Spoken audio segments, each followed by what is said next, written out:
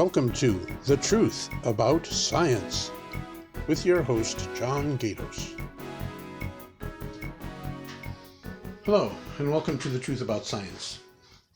Today I'm going to address a topic that may be a little disturbing to some people, but it is most compelling, and I assure you, if you stick with me today, you're going to learn something quite amazing.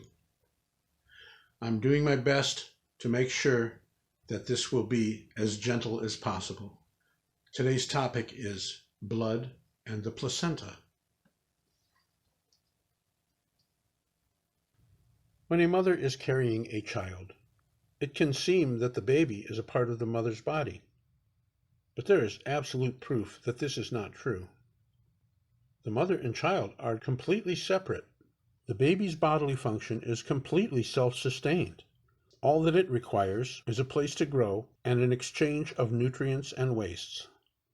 This is not to belittle the miracle of motherhood by any means, but rather to show just how miraculous it is.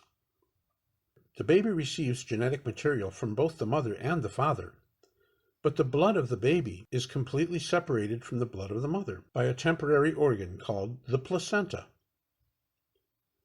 This illustration is by no means any kind of accurate drawing of what the placenta really looks like, but rather an illustration of how it works.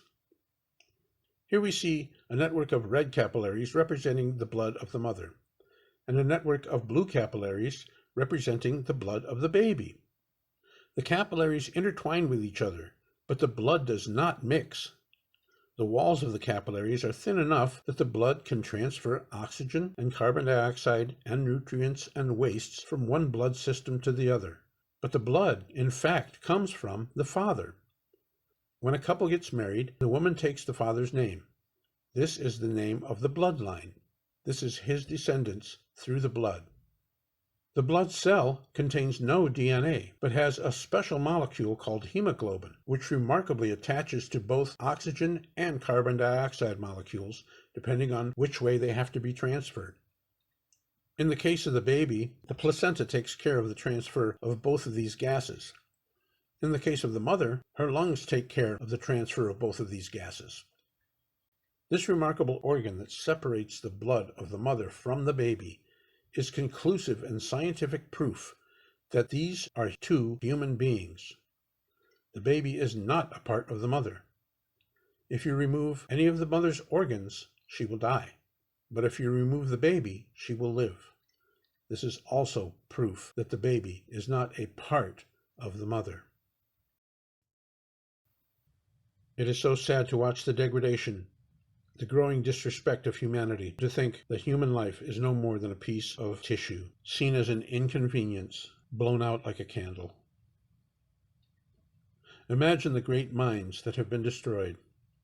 Philosophers, doctors, inventors, teachers, leaders, artists, musicians, poets, people who could have found cures for diseases, people who could have solved world problems, wonderful, beautiful human beings, viciously destroyed in their innocence.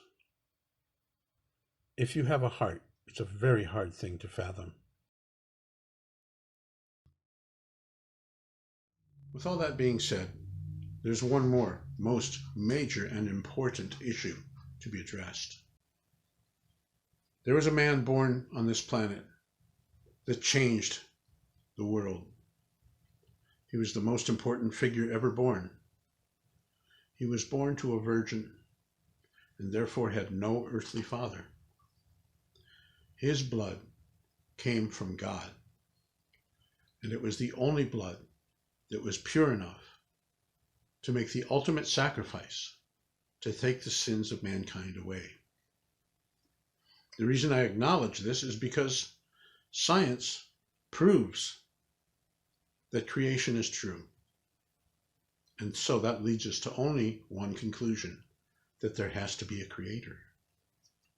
And that is the truth about science.